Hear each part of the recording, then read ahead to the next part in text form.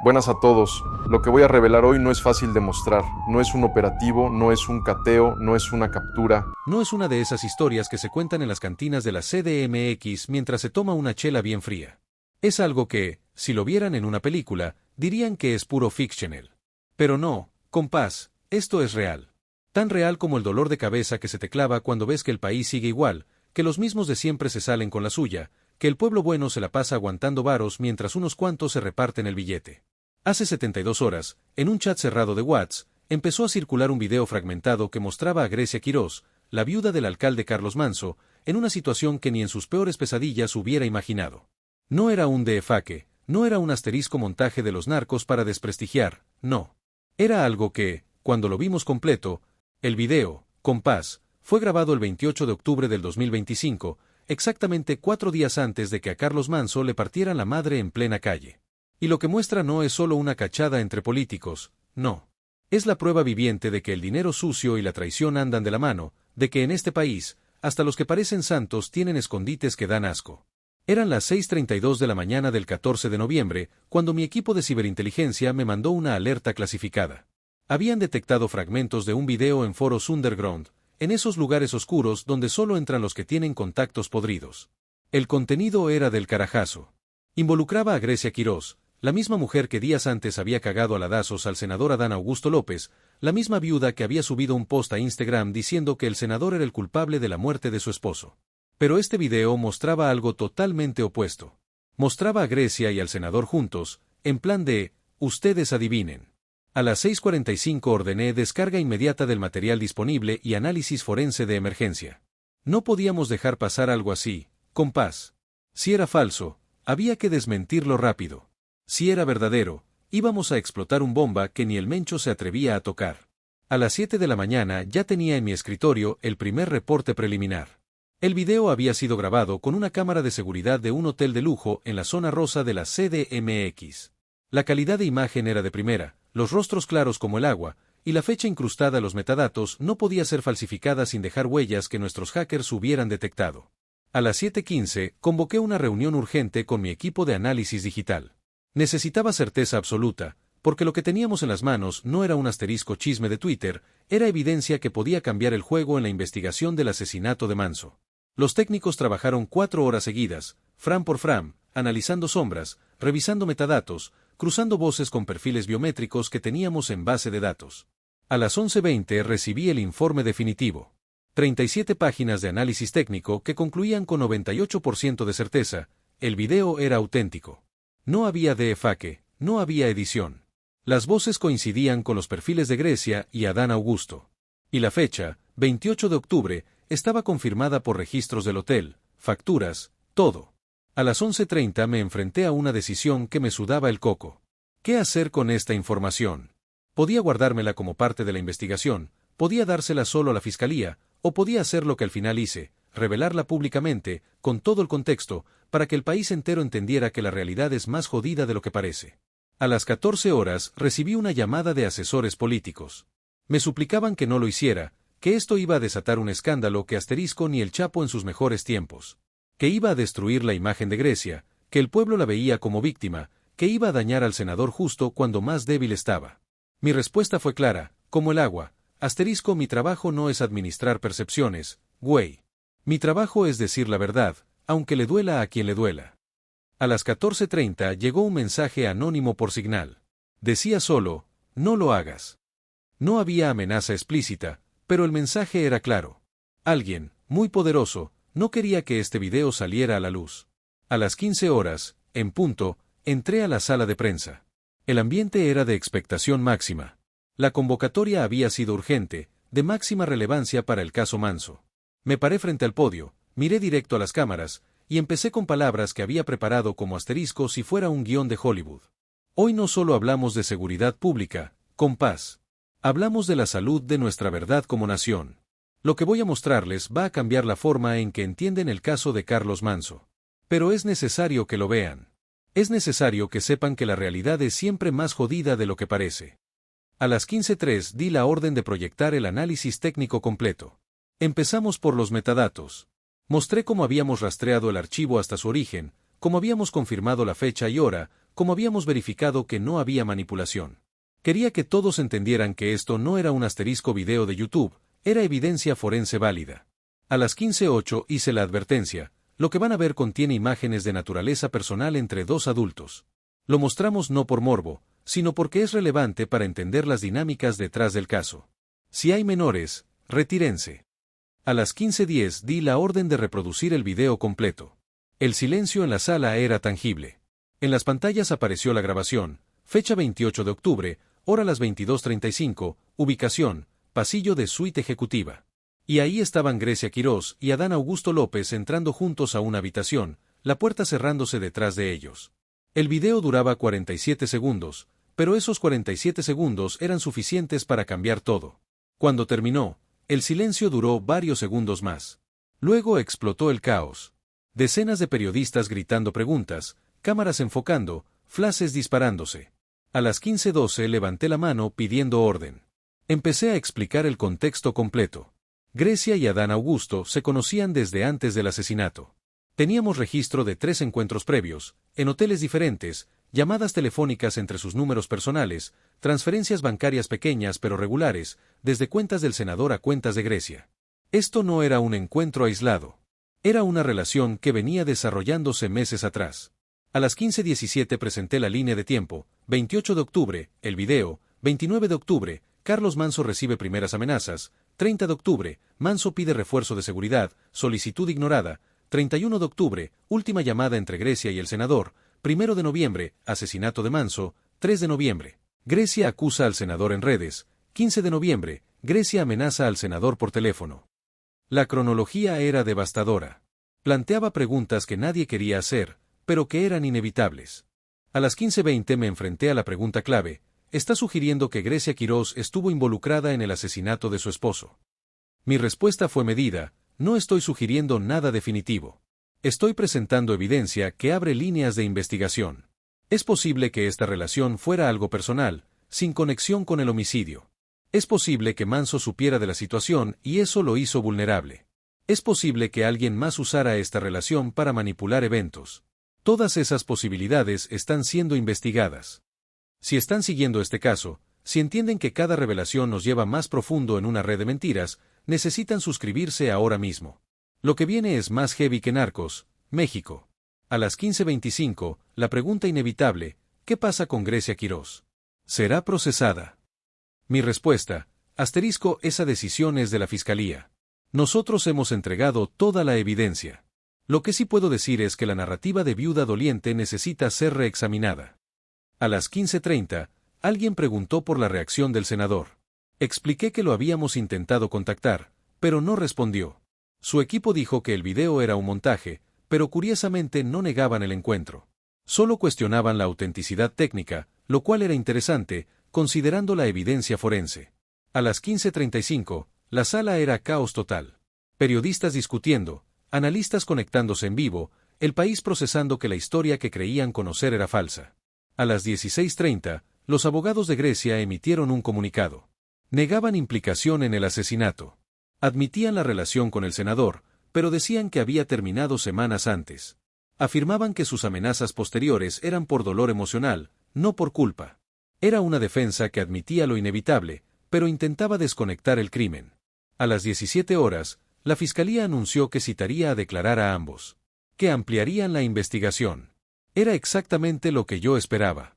A las 17:30, mi equipo de análisis de amenazas me informó, habían detectado comunicaciones de grupos criminales sorprendidos por la revelación. Mensajes interceptados decían que ni ellos sabían de la relación. Lo cual habría otra posibilidad. ¿Y si el asesinato de Manso no tenía nada que ver con su vida personal, sino con su vida pública, y esta relación era solo una coincidencia explotada por alguien para desviar la investigación? A las 18 horas, Inteligencia Bancaria encontró algo más. No eran solo transferencias pequeñas. Había una grande, 500,000 pesos, el 2 de noviembre, un día después del asesinato. El concepto, apoyo. ¿Apoyo para qué? ¿Para el duelo o para algo más? A las 18:30, los analistas políticos en televisión ya diseccionaban cada ángulo. Unos defendían a Grecia, una mujer puede tener una relación sin ser asesina. Otros la acusaban, es la mente maestra. Unos decían que el senador ordenó el crimen. Otros que todo era una distracción. La verdad era que nadie sabía, y eso era el problema. A las 19 horas, me senté en mi oficina. Pensé en Manso, en cómo viviría sus últimos días, sintiendo que algo andaba mal, recibiendo amenazas, sintiéndose abandonado. Su historia era una tragedia con capas que ni imaginábamos. A las 19:30, mi jefa de investigaciones entró con nueva información. Habían encontrado más videos del hotel. 5 encuentros entre Grecia y el senador en 3 meses. Siempre el mismo patrón, ella llegaba primera, él 15 minutos después. Se quedaban 2 a 3 horas. Salían por separado. Era una operación de discreción. Lo cual sugería que ambos sabían que lo que hacían necesitaba ocultarse. A las 20 horas, autoricé que esos videos se integraran al expediente. No los haríamos públicos, pero la fiscalía los necesitaba. A las 20:30, reacciones políticas empezaron a llegar. Algunos del mismo partido del senador lo defendían, su vida personal no debe ser escrutada. Otros de la oposición exigían su renuncia. Unos pedían que Grecia fuera arrestada. Otros que dejáramos de destruir a una víctima. La polarización era total. A las 21 horas, el senador me solicitó una reunión privada. Quería explicar su versión. Decliné. Le dije que cualquier declaración debía ser ante la fiscalía, bajo juramento. Que yo no era interlocutor para conversaciones privadas. A las 21:30, Grecia rompió el silencio. Subió un video a Instagram. Con ojos rojos, voz quebrada, admitió la relación. Dijo que fue un error. Que Manso nunca lo supo.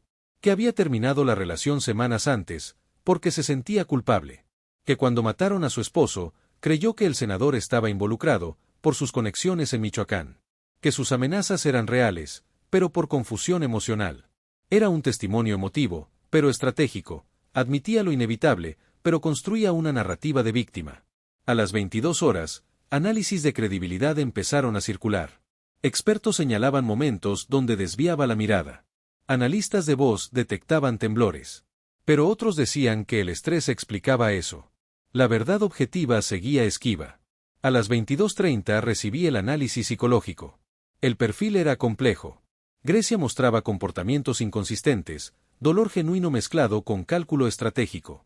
La relación agregaba motivación posible, si ella y el senador querían estar juntos.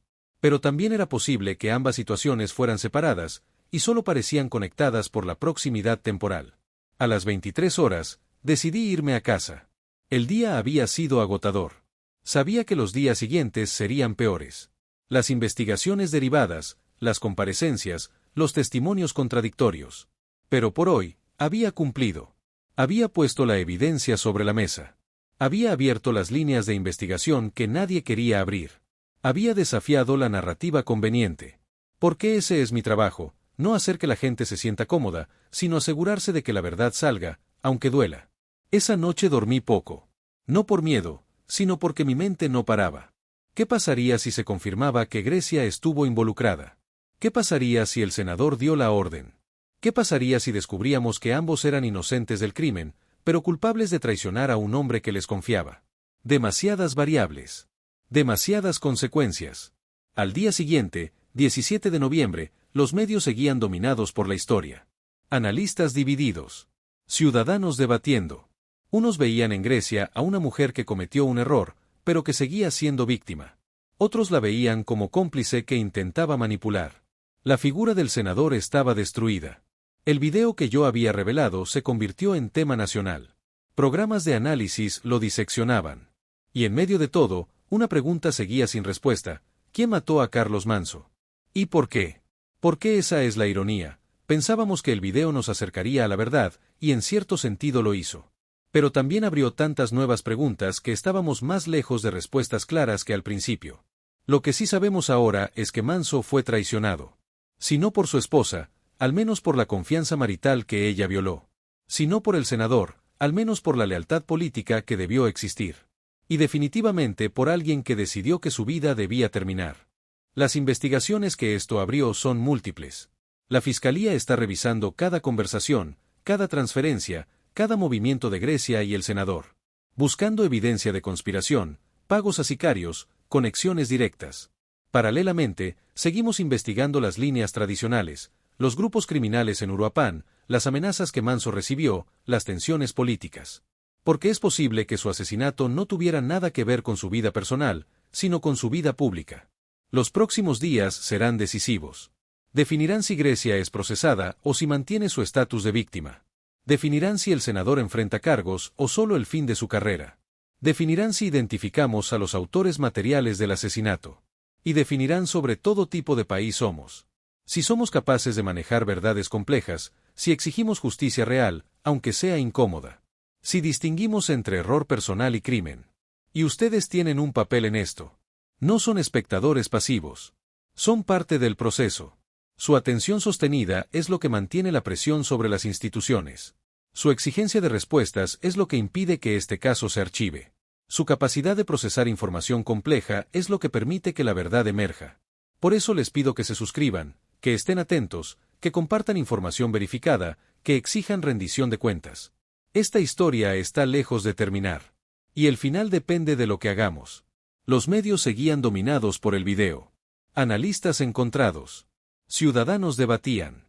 Unos veían a Grecia como mujer con error, pero víctima. Otros como cómplice que manipulaba. La figura del senador destruida. El video viral convertido en tema nacional. Programas lo diseccionaban. Expertos daban opiniones. Y en medio del ruido, una pregunta sin respuesta: ¿quién mató a Carlos Manso? Porque la ironía es que pensábamos que el video nos acercaría a la verdad, y en cierto sentido lo hizo. Pero también abrió tantas nuevas preguntas que estábamos más lejos de respuestas claras. Lo que sí sabemos es que Manso fue traicionado. Si no por su esposa, al menos por la confianza marital. Si no por el senador, al menos por la lealtad política. Y definitivamente por alguien que decidió que su vida debía terminar. Las investigaciones son múltiples. La fiscalía revisa cada conversación, cada transferencia, cada movimiento. Buscando evidencia de conspiración. Paralelamente, investigamos grupos criminales, amenazas, tensiones políticas. Porque es posible que el asesinato no tuviera nada que ver con su vida personal. Los próximos días definirán si Grecia es procesada, si el senador enfrenta cargos, si identificamos a los autores. Y definirán sobre todo tipo de país somos. Si somos capaces de manejar verdades complejas, si exigimos justicia real, si distinguimos entre error personal y crimen. Y ustedes tienen un papel. Su atención mantiene la presión. Su exigencia impide que el caso se archive. Su capacidad de procesar información permite que la verdad emerja. Por eso suscríbanse, estén atentos, compartan información verificada, exijan rendición de cuentas. Esta historia está lejos de terminar. Y el final depende de lo que hagamos. Pasaron 2 días desde que soltamos la bomba en la sala de prensa. 2 días en los que el país no habló de otra cosa. 2 días en los que mi teléfono no ha parado de sonar. Llamadas de periodistas, de políticos, de gente anónima que dice tener información, y por supuesto, llamadas de gente que me pide, con más o menos disimulo, que deje de hurgar en el basurero. Porque es así como lo ven, con paz, como si estuviéramos revolviendo la basura de la gente poderosa, pero lo que ellos no entienden, o no quieren entender, es que a veces, en medio de toda esa porquería, es donde se encuentran las pruebas que nos llevan a la verdad. Y en este caso, la verdad huele peor que el basurero más podrido del mundo. Mientras la opinión pública se la pasaba debatiendo si Grecia era una víctima o una monstruo, si el senador era un don Juan o un asesino, mi equipo estaba trabajando. No en las teorías, no en los análisis psicológicos de los talk shows, sino en los datos duros, en el rastro que deja el dinero, en las sombras que proyectan las llamadas telefónicas. Y es ahí, amigos, donde la historia se pone más de narco de lo que cualquiera hubiera imaginado. Esa transferencia de 500,000 pesos, la del 2 de noviembre, la que decía apoyo, pues resulta que el apoyo no se quedó mucho tiempo en la cuenta de Grecia Quirós. Nuestros hombres en inteligencia bancaria, esos tipos que pueden rastrear un peso hasta el último rincón del sistema financiero, siguieron el rastro del dinero. Y lo que encontraron fue una obra de teatro. De la cuenta de Grecia, el dinero se movió a casi la misma velocidad a una cuenta de una empresa fantasma, una de esas que solo existen en un papel, registrada a nombre de un prestanombres, un señor que vive en un pueblo pequeño de Jalisco y que según sus vecinos, se dedica a vender quesos y no a mover $500,000 de pesos como si fuera de la feria. Pero la cosa no para ahí. De esa cuenta fantasma, el dinero se dividió en varias transferencias más pequeñas, todas a cuentas de personas con antecedentes penales, todos por delitos menores, pero todos vinculados, de una forma u otra, a una célula del CJNG que opera en la zona de Tierra Caliente. Una célula que, curiosamente, no es la que se sospechaba que había matado a Manso. Esto, compás, cambia todo. Porque ya no estamos hablando de que el senador le dio dinero a Grecia para que se comprara un vestido nuevo o para pagar su terapia. Estamos hablando de que 500,000 pesos, provenientes del círculo del senador, terminaron en las manos de sicarios. ¿Coincidencia? En este país, las coincidencias de este tamaño suelen tener nombre, apellido y una orden de captura. ¿Pero ustedes se creen que el senador Adán Augusto se iba a quedar con los brazos cruzados mientras su nombre se hundía en el lodo? Ni en pedo. A las 10 de la mañana del tercer día, convocó a su propia conferencia de prensa. Y el hombre no salió solo. Salió acompañado de su abogado, de su esposa, y de un cura, un combo clásico para cuando quieres vender una imagen de familia devota y perseguida. El senador se veía demacrado, con ojeras que parecían mapas de la carretera a Morelia, pero la voz le salía firme, como la de un político acostumbrado a salirse con la suya. Y dijo algo que me dejó helado. Dijo, sí, tuve una relación con la señora Grecia Quirós. Fue un error, una debilidad humana de la que me arrepiento. Pero no maté a su esposo. Y sé quién lo hizo. Y sé por qué. Y ahí, compás, es donde la cosa se pone más picante.